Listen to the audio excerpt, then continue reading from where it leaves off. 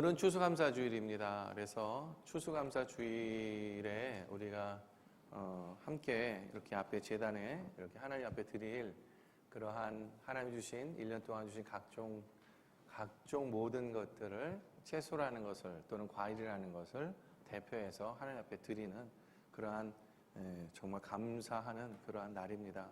우리 다시 한번 우리 앞뒤에 계신 분에게 이렇게 좀 인사했으면 좋겠습니다. 하나님께 감사합니다.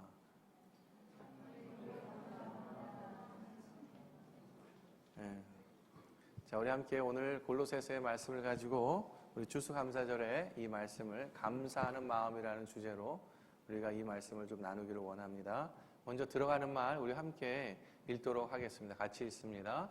불평은 불행과 역경을 부르는 주문입니다. 감사는 행복과 번영을 누리는 연습입니다. 감사는 축복의 문을 여는 열쇠입니다. 아멘. 하나님께서요, 두 천사를 내려 보내시면서 오늘 하루 동안에 드려지는 그 모든 사람들의 기도를 모아서 그 바구니에 갖고 오라고 말합니다. 그래서 이 천사들은요, 이 각각 커다란 바구니를 가지고 한 개씩 들고서 성도들이 기도하는 곳이면 어디든지 가서 그 기도의 내용들을 담아옵니다. 부잣집이건 교회건 학교건 아니면 기도하는 그 모든 장소에 가서 그 기도하는 사람들의 기도를 마구 담았습니다. 저녁 때쯤이 되었어요. 그래서 이 두 천사는 이 하나님의 명령대로 그 모든 일을 마치고 이렇게 하나님 앞으로 나왔습니다. 그런데 한 천사는 바구니를 들고 가기에 너무나 무거워서 힘이 엄청 드는데 한 천사는 너무 가벼운 거예요. 아무것도 없이 거의. 그래서 얼마 되지가 않은 것이었어요. 그래서 하나님께서 참 이상하게 여겼죠. 하나는 너무 무겁고 들기가 어려울 정도로 하나는 너무 가벼운 거예요. 그래서 그 가벼운 그 바구니를 든 천사에게 물어봤습니다. 천사야, 너 왜 이렇게 높고만 그렇게 가벼우니? 라고 말했더니 이 천사가 이와 같이 말합니다. 대부분의 세상 사람들이 기도를 할 때 이것을 해달라, 저것을 해달라 그렇게 하나님 앞에 기도만 드렸지, 하나님 이렇게 해주셔서 감사합니다, 저래서 고맙습니다, 하나님 돌아보니까 너무 감사하네요 라는 기도는, 그 감사의 기도는 별로 하지 않는다는 거예요. 그래서 간구를 담은 이 간구, 하나님 앞에 간구하는 거, 주님 앞에 무엇을 요구하는 그 기도는 가득 넘쳐가지고 너무 무거운데 하나님 앞에 감사하는 그 기도를 담는 그 바구니는 너무나 가벼웠다는 사실입니다. 그래서 이 천사는 자신의 바구니를 보면서 이렇게 한숨을 치면서 말하는 거예요. 그러한 이야기가 오늘 전해져 내려오고 있다는 것입니다. 여러분, 우리들의 기도의 바구니에는 어떤 것들이 가득 차 있습니까? 우리의 기도의 바구니에는 하나님 앞에 요구하는 사항들이 많은 간구들로 가득 차 있습니까? 아니면 하나님 앞에 감사하는 그 기도의 바구니로 가득 차 있습니까? 하나님께 감사함보다는 간구가 더 많다는 것은요, 감사할 때 더욱 감사가 넘친다는 사실을 잘 모르기 때문에 그런 거예요. 여러분, 감사할 때 그 감사가 점점 더 넘치게 되는 것입니다. 언제나 감사하면서 살기를 권면합니다. 언제나 감사하면서 그 감사가 쌓여지는 감사를 만들어내는 그 감사가 넘치기를 주님의 이름으로 축복합니다. 오늘 말씀도 언제나 우리가 감사하는 자가 될 것을 말합니다. 한번 볼까요? 우리 말씀 같이 한 번 더 전체로 크게 읽도록 하겠습니다. 같이 읽습니다. 그리스도의 평강이 너희 마음을 주장하게 하라. 너희는 평강을 위하여 한 몸으로 부르심을 받았나니 너희는 또한 감사하는 자가 되라. 그리스도의 말씀이 너희 속에 풍성히 거하여 모든 지혜로 피차 가르치며 권면하고 시와 찬송과 신령한 노래를 부르며 감사하는 마음으로 하나님을 찬양하고 또 무엇을 하든지 말에나 이래나 다 예수의 이름으로 하고 그를 힘입어 하나님 아버지께 감사하라. 여러분 계속해서 이 15절, 16절, 17절에서 말씀하시는 거 뭐냐면 감사하는 자가 되라. 감사함으로 하나님을 찬양하라. 아버지께 감사하라 이렇게 말합니다. 그런데 여러분 감사를 하는 데 있어서 한 3가지의 그러한 조건들이 필요합니다. 채워질 것들이 필요합니다. 첫째는 15절에서 보니까 그리스도의 평강이 감사와 함께 연결되어 있다는 것입니다. 여러분 감사하는 자는요 그 안에 하나님으로부터 오는 그리스도의 평강이 그 평강이 주장을 하고 있다는 사실이에요. 그래서 감사하는 자에게는 그 마음의 불평함과 원망보다는 그 감사로 인해서 하나님이 주시는 그리스도 예수 안에 있는 그 평강이 그 마음을 주장하게 된다. 사로잡게 된다. 그 평강이 채워지게 된다는 사실을 말씀하고 있는 것입니다. 여러분 마음이 평화롭기를 원하십니까? 여러분 마음이 평강되기를 원하십니까? 감사를 시작하십시오. 그러면요 평강이 여러분 안에 넘칠 것입니다. 감사할 때요 우리 안에 겸손하고 온유하고 오래 참고 용납하고 용서하는 이 하나님의 성품과 같은 것들이 우리 안에 채워진다는 사실을 우리 너무나도 잘 알고 있습니다. 2번째요 감사하는 마음으로 하나님을 찬양한다라고 이렇게 말하고 있는데 근데 거기에 필요한 것이 있어요. 16절에 어떻게 해요? 그리스도의 말씀이 너희 속에 풍성히 거하여 라고 말하고 있어요. 그리스도의 말씀이 우리 안에 풍성히 거하면 그러면 감사할 수 있어요. 어떠한 것에도.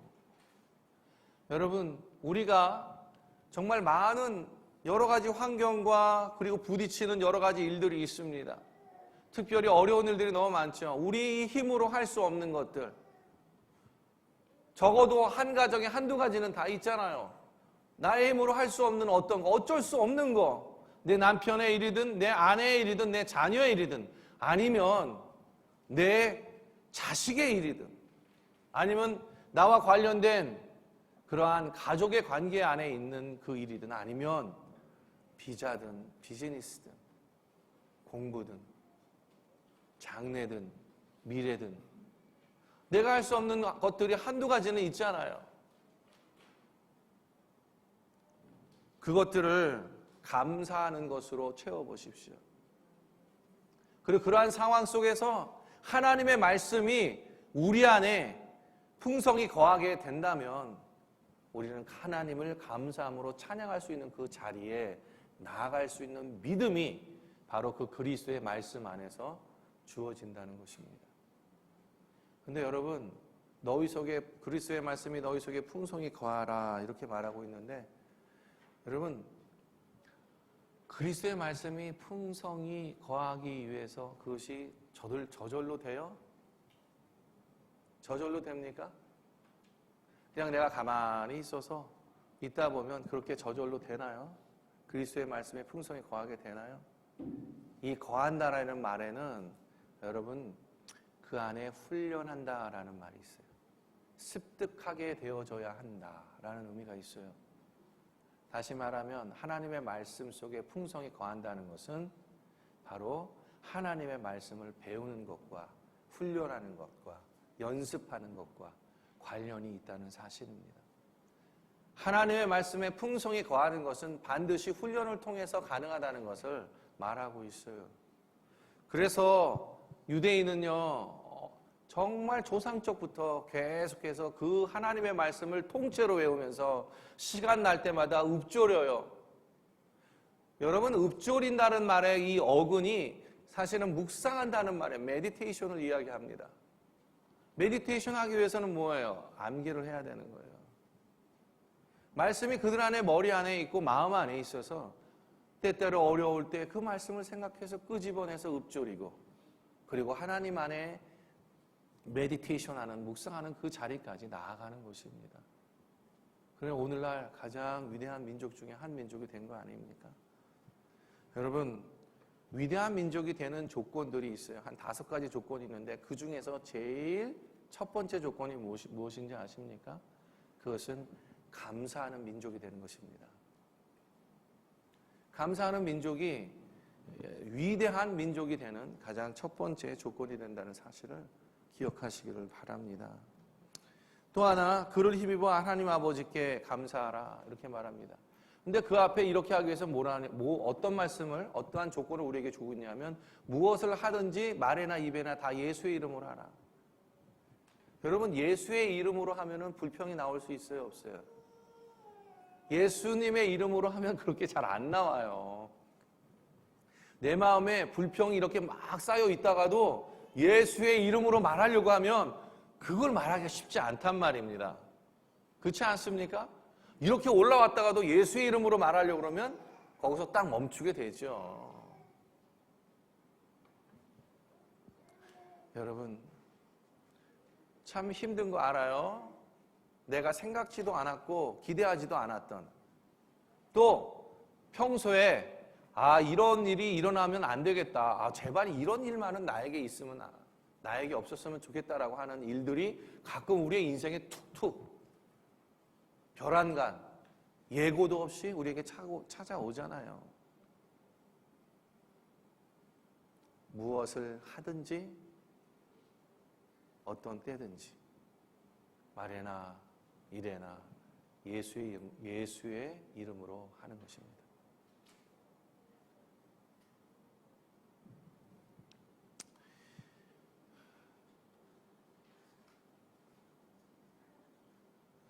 우리가 때때로 그렇게 말합니다. 내가 진짜 모든 일에 감사해야지. 난 감사하는 사람 될 거야. 그리고 감사하니까 겸손해야지. 그러면서 하나님 앞에 막 그렇게 하려고 노력을 하죠. 내가 정말 사랑이 많은 사람, 온유한 사람, 오래 참는 사람, 그런 사람 되고 싶어서 난 그런 사람 돼야지. 그렇게 해서 마음을 다짐을 하고 나아가지만 여러분, 그렇게 됩니까? 다른 사람을 판단하거나 비판하지 말아야지 하지만 그게 되나요? 그렇게 해서 되는 것이 아닙니다. 그렇게 해서 됐으면 벌써 된 사람이 얼마나 많겠어요. 그렇게 해서 되는 것이 아니에요. 어쩔 때 이것이 가능하냐? 하나님을 가장 사랑할 때입니다. 하나님을 사랑할 때 그것을 할 수 있어요. 왜? 하나님을 사랑한다는 것은 내가 하나님을 닮아가는 모습 속에 있는 것이고 그 하나님의 성품된 것이 내 안에 거하기 때문에 그렇습니다. 이것의 출발이 뭡니까? 감사하기 시작하는 거예요, 여러분. 여러분, 오프라 윈프리라는 사람이 있어요. 여러분 알고 계시죠? 오프라 윈프리. 잘 모르세요? 이 사람은 자신의 모든 역경 속에서 그것을 뛰어넘어서 정말 이 대통령의 후보에 추천될 정도로 그 자리까지 오른 흑인 한 여자입니다. 근데 여러분, 이 사람은 사생아예요. 그리고 미혼모입니다. 한때는 마약과 알코올로 쪄들어서 중독자가 되어서요, 거리를 헤매었던 그러한 사람입니다. 양부가 있었죠. 양부와 친척들로부터 성폭행을 수시로 당해서 자신의 정체성이 뭔지, 왜 내가 살아야 하는지 그 삶의 이유조차도 망각한 채 자신의 삶을 정말 정처 없이 헤매던 그런 사람입니다. 그런데 이 사람이요, 얼마 전에 그 제75회 그 골든글로브 시상식에서 연설을 했어요. 그 수상을 해가지고 연설을 했는데 그 연설로 인해서요, 미국의 대선 후보로 거론된 사실을 알고 계십니까? 미국의 대선 후보. 앞으로 오프라 윈프리가 언제 나올지 모르겠어요. 근데 대통령이 될 수도 있을 것 같아요. 이 정도면.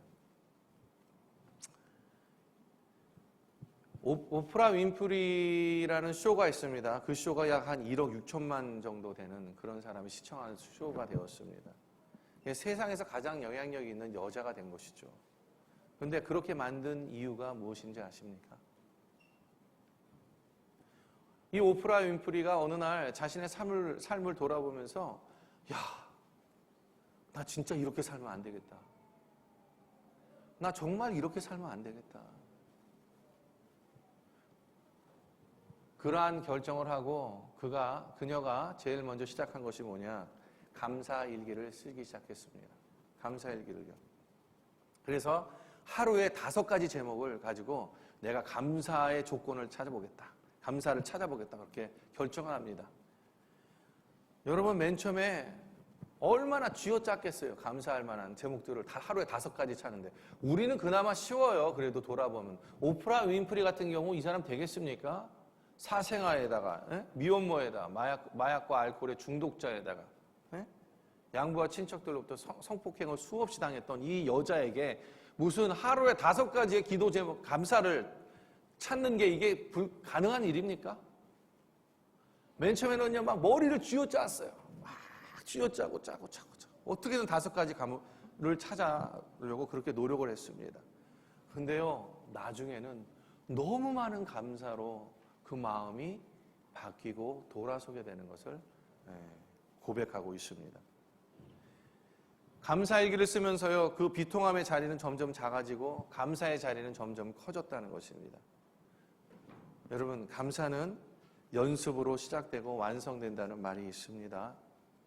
이 오프라 윈프리가 바로 그러한 사람이 되었어요. 그런데 여러분, 우리나라에도 이러한 감사로 굉장히 유명하신 분이 있습니다. 감사하면 이분이 탁 떠오르는 사람이 있어요. 혹시 생각나시는 분 있으세요? 원수를 자신의 아들로 삼았던 한 분이 계십니다. 손양원 목사님이세요.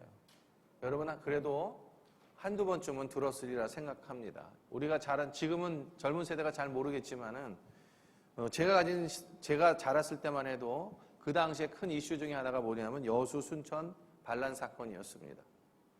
1948년도에 10월 19일 날 전라남도 여수에 주둔하고 있던 군부대의 군인들이요, 제주 4.3 사건의 진압을 거부하면서 일으켰던 그러한 사건입니다. 근데 이 사건으로 인해서 손양원 목사님의 2 아들이 총살을 당하게 됩니다. 그 총살의 소식, 이 순교했던 그 소식을 이 손양원 목사님이 들으시면서 접하면서 이렇게 기도합니다.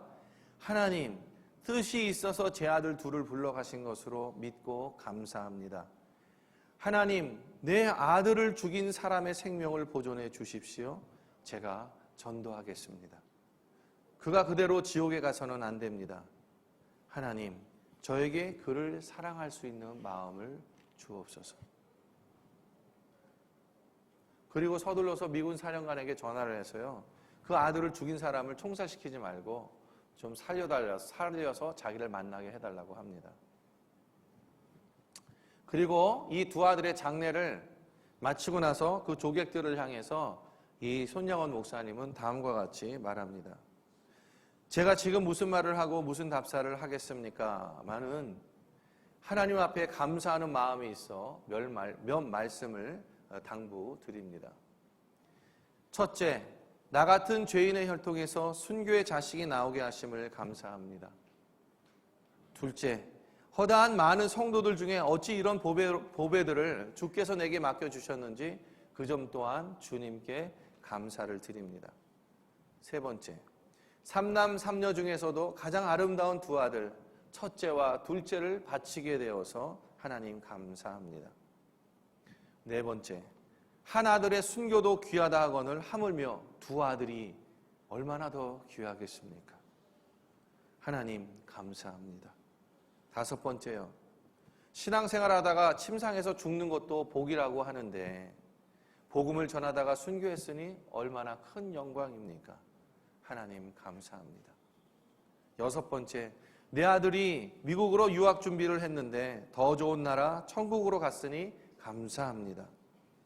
7번째, 내 아들을 죽인 원수를 내 양자로 삼을 수 있는 사랑을 주신 하나님께 감사합니다.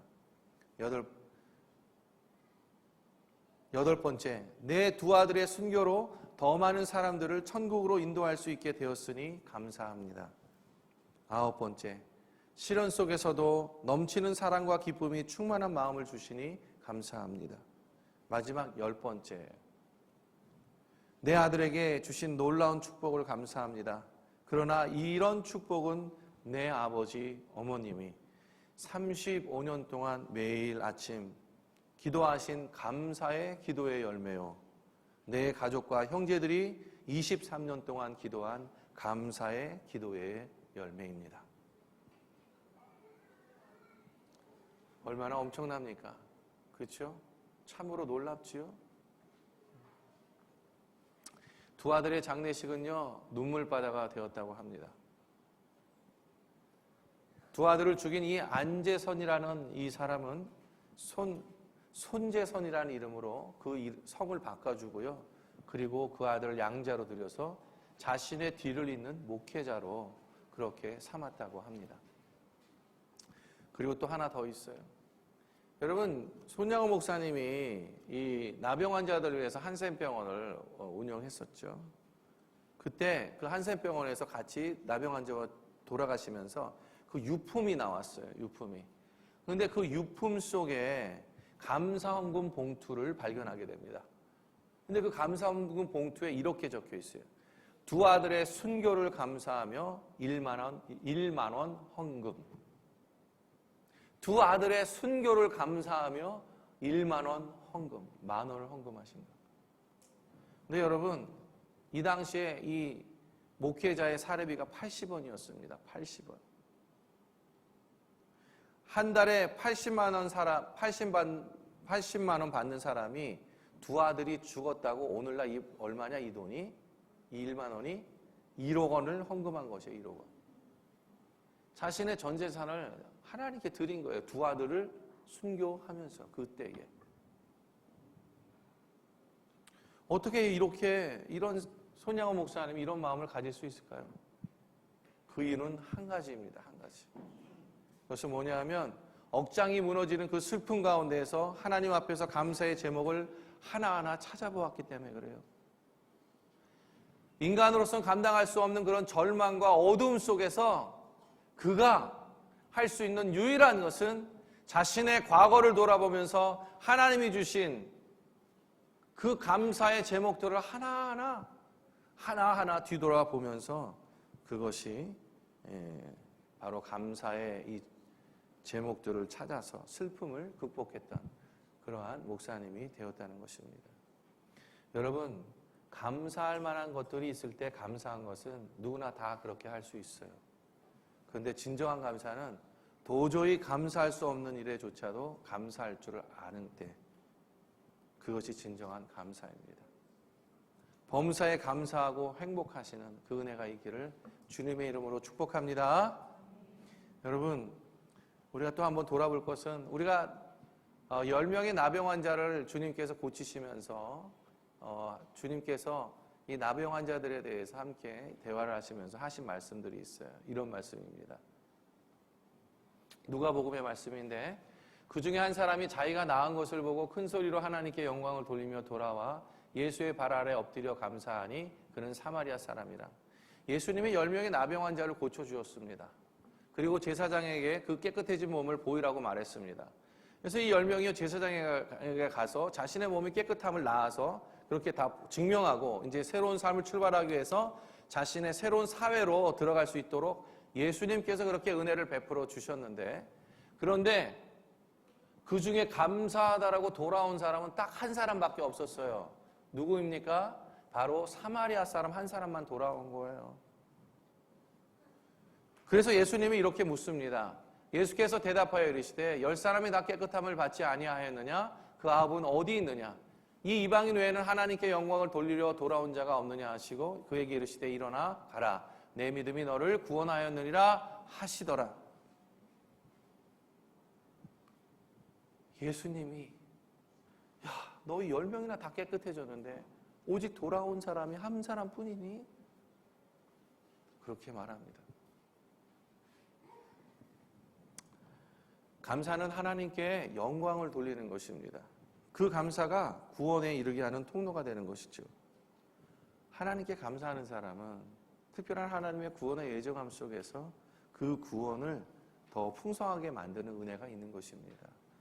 근데 여러분, 이 감사가 구원과 연결이 됐어요.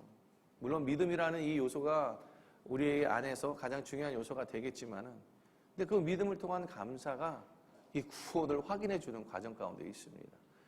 그래서 19절에 이렇게 말해요. 그에게 이르시되 일어나 가라. 내 믿음이 너를 구원하였느니라 하시더라. 나머지 9명에게는 이 말씀이 없어요.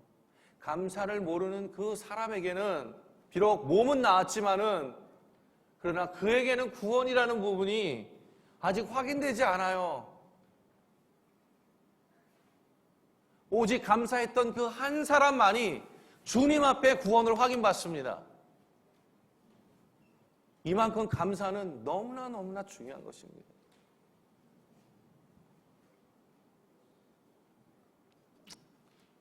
그런데 여러분, 우리는 너무 잘 알아요. 그런데 왜 우리는 감사하지 못할까요? 왜요? 그것은 바로 끝없이 사탄이 우리의 마음을 방해하기 때문에 그래요. 원망과 불평을 일으키게 합니다. 여러분, 광야 40년 동안 이스라엘 백성이 그 광야 40년을 돌면서 광야에서 다 죽어요. 1세대가 전부. 이유가 무엇입니까? 이유가 바로 불평과 원망 때문이었어요. 민수기 32장에 이렇게 13장 32절에 이렇게 말합니다. 이스라엘 자손 앞에서 그 정탐한 땅을 악평하여 이르되 우리가 두루 다니며 정탐한 땅은 그 거주자를 삼키는 땅이요 거기서 본 모든 백성은 신장이 장대한 자들이며 거기서 네피림 후손인 아낙 자손의 거인들을 보았나니 우리는 스스로 보기에도 메뚜기 같으니 그들이 보기에도 그와 같았을 것이니라. 여러분, 하나님이 주신 가나안 땅은 약속의 땅이고 젖과 꿀이 흐르는 땅이라고 주님이 분명히 말씀하셨어요. 반드시 내가 너를 축복하고 그 축복 속에서 너희를 인도하여 준 여호와 하나님이 너희의 하나님이 되신 것을 확인해 줄 거라고 분명히 말씀하셨습니다. 그런데요, 어느 순간에 원망과 불평이 그들의 마음을 채워버리니까 그 땅은 더 이상 축복된 땅이 아니라 자신들을 향한 저주의 땅으로 바뀌어버리는 것입니다. 40년 동안을 광야에서 돌아요. 무엇 때문에? 원망과 불평 때문에 그렇습니다. 여러분, 민수기 전체서를 보면 이 광야 40년 동안에 8번의 반역이 일어납니다. 하나님 앞에. 근데 이 반역이 일어나는데 무려 5번이 바로 이 원망과 불평으로 연결되어 있습니다. 8번 중에 5번이 원망과 불평으로 연결이 되어 있다고요. 여호수아와 갈렙만이 그 땅에 들어갑니다. 여러분, 모세도 들어가지 못해요. 왜 모세가 들어가지 못했습니까? 그 진짜 하나님의 거룩한 종, 이 모세가. 성경은 간접적으로 드러나 있지 않지만 또 학자들 간의 의견은 여러 가지이지만 그러나 저는 생각하기를 바로 원망과 불평이 그 이유 중에 한 가지였다라고 저는 믿습니다. 무엇이냐? 민수기에 보니까는요,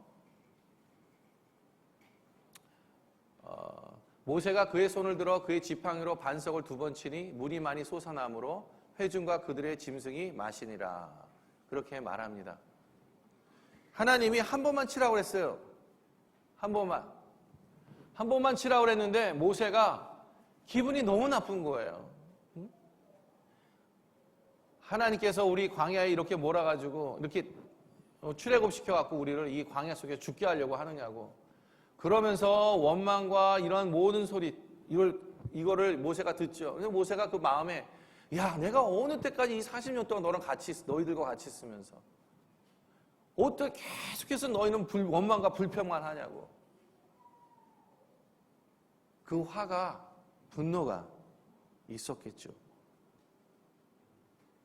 그래서 모세는 그 분함으로 2번을 치게 되죠.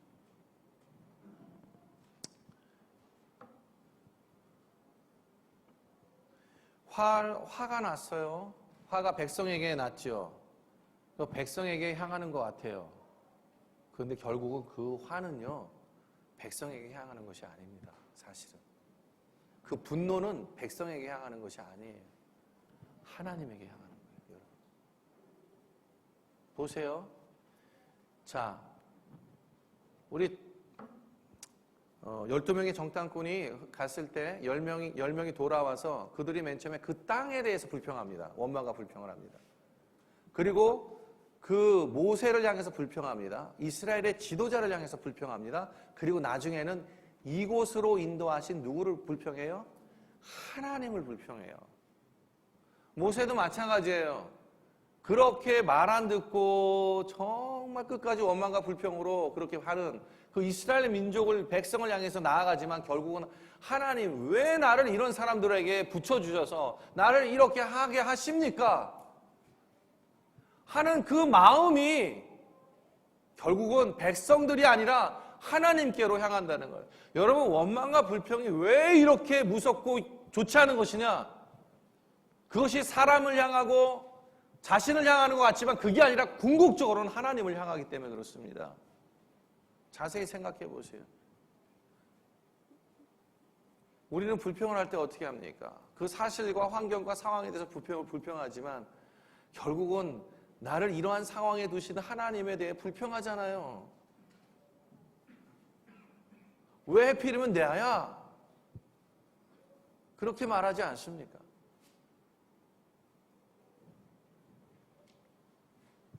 하나님께서 모세를 핀잔하세요. 여호와께서 모세와 아론에게 이르시되 너희가 나를 믿지 아니하고 이스라엘 자손의 목전에서 내 거룩함을 나타내지 아니한 고로 너희는 이 회중을 내가 그들에게 준 땅으로 인도하여 드리지 못하리라 하시니라. 물론 지도자로서 하나님께서 여러 가지 이유로 모세를 그 땅 가운데 들어가지 않게 한 이유도 있습니다. 하나님의 또 다른 사랑하심인데, 그런데 한편으로는 그 땅에 들어가지 못한 이유 중에 하나는 원망과 불평이 있었던 거예요. 하나님 처사가 너무 심하다 이렇게 말씀하실 수도 있죠. 근데 여러분, 말씀드린 대로 원망과 불평이 얼마나 무서운 힘을 갖고 있습니까? 그렇지 않아요?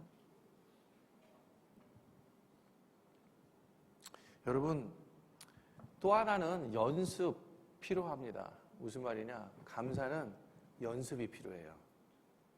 감사가 그냥 감사가 저절로 되는 게 아니에요, 사실은.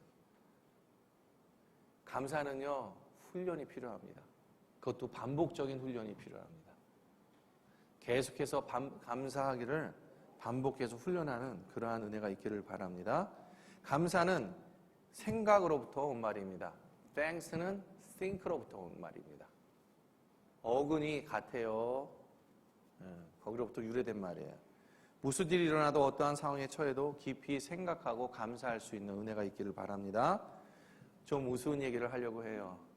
여러분, 대머리에게 감사할 수 있는 큰 5가지 조건이 있다고 합니다. 여러분, 왜 웃으세요? 대머리에게 있어서 감사할 수 있는 큰 5가지 조건이 있답니다. 왜냐하면 첫째는 뭐냐면 하나님의 사랑을 받는 자가 대머리가 된다고 말합니다. 왜냐하면 하나님께서 날마다 앞니말을 이렇게 쓰다듬어 주시기 때문에 그래서 대머리가 된다는 거예요. 그래서 하나님의 사랑을 받은 자, 그래서 그렇게 첫 번째라고 말합니다. 감사하는 사람입니다. 두 번째, 거지가 되는 사람이 없다고 말합니다. 왜냐하면 대머리의 모습으로 도와달라는 사람이 아직 한 사람도 보지 못했기 때문에 그래요. 그렇지 않아요? 대머리가 되어서 이렇게 있는 사람이 와서 거지처럼 도와주세요 이런 사람 봤어요? 저는 한 번도 못 봤는데 본 사람 있어요? 손 들지 마세요. 세 번째는요, 엘리사도 대머리였습니다. 그거 알고 계세요? 엘리사도 대머리였고 사도 바울도 대머리였습니다. 여러분, 이렇게 거룩한 사람들이 대머리가 된 사람이 많아요. 그래서 우리는 엘리사의 후손이라고 말할 수 있죠. 또 우리는 사도 바울의 후손이라고 말할 수 있죠. 믿음 안에서 제가 말하는 거, 그렇죠? 여러분, 자부심 갖기를 바랍니다. 네 번째는 뭐냐면 물자를 절약할 수 있어서 좋다고. 이건 뭐 잘 아시죠? 비누, 샴푸, 물 얼마나 절약해요, 그렇죠?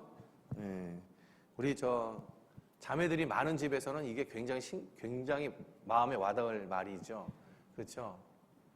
다섯 번째, 이게 제일 큰 건데 하나님을 편하게 해드린다고 합니다. 이게 무슨 얘기냐?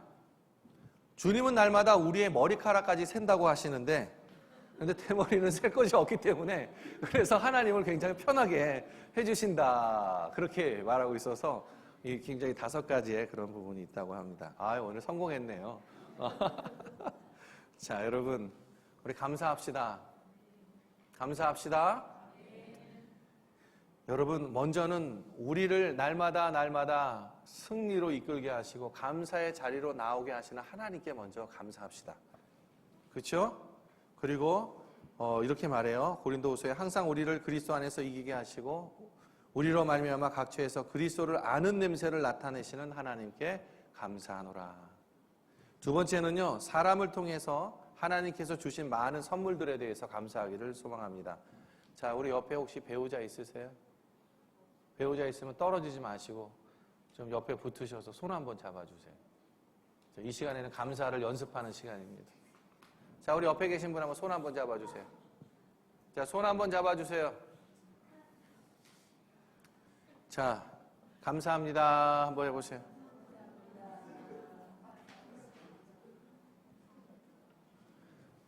또 하나 여러분 우리 하나님께서 우리에게 영원한 생명을 주신 것, 구원 주신 것 감사하죠? 그래서 이 시간에는 좀 이렇게 마음으로 하지 말고 소리내서 하나님 영생을 주신 것을 감사합니다. 같이 이렇게 표현했으면 좋겠습니다. 시작. 하나님 영생을 주신 것을 감사합니다. 특별히 자녀들이 있으면 참 좋겠는데 자녀들이 지금 자 우리 옆에 가장 친한 분이라고 생각하는 분들을 좀 찾아가 보세요. 이렇게 찾아가 보세요. 자, 가장 내가 이분은 너무 친해. 빨리 너무 친해서 찾아가라고 그랬더니 바로 옆에 남편이 있는데 남편은 안 찾아가고 자기 친한 자매를 찾아가는 거야. 야, 그런 분이 있으면 안 됩니다. 진짜. 아이고 정말. 자, 가장 친한 분 좀 찾아가세요. 없어요? 없어요? 자, 그분의 손을 잡으시고. 왜 안 가세요? 손을 잡으시고. 거기도 좀 손을 잡으세요. 거기 없으세요? 괜찮아요. 우리 유진자매도 그렇고. 자, 우리 손 잡으면서 이렇게 고백합니다. 하나님, 한 해 동안 건강하게 주님 믿으며 살게 해주셔서 감사합니다. 네, 부부인 경우만 그렇게 얘기하세요. 또는 여보, 한 해 동안 건강하게 같이 살아주어서 고맙습니다. 감사합니다. 자, 하셨어요? 자, 했으면 이번에 우리 형제 자매들을 해서 자매님 한 해 동안 건강하게 같이 함께 신앙생활을 해 주어서 감사합니다. 같이 해보세요.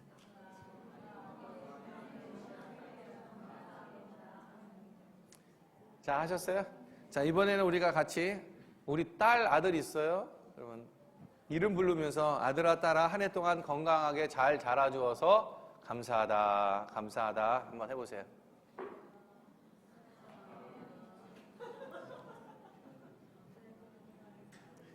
자, 이제 말씀을 맺을게요. 시간이 많이 지났는데 말씀을 맺겠습니다. 자, 우리 함께 이 말씀을 읽습니다. 시작. 감사하면 더 감사할 일이 일어납니다. 우리가 하나님과 나와의 관계를 생각해 보면요, 감사할 일이 참 많습니다. 감사함으로 모든 사정을 아뢰어 보십시오. 그러할 때 우리 안에 감사가 더 넘치게 될 것입니다. 평강의 하나님이 함께 하실 것입니다. 아무것도 염려하지 말고 오직 모든 일에 기도와 간구로 너희 구할 것을 감사함으로 하나님께 아뢰라. 감사로 우리의 나머지 있는 그 삶을 함께 채워나가시는 모든 성도님들이 되시기를 주님의 이름으로 축복합니다.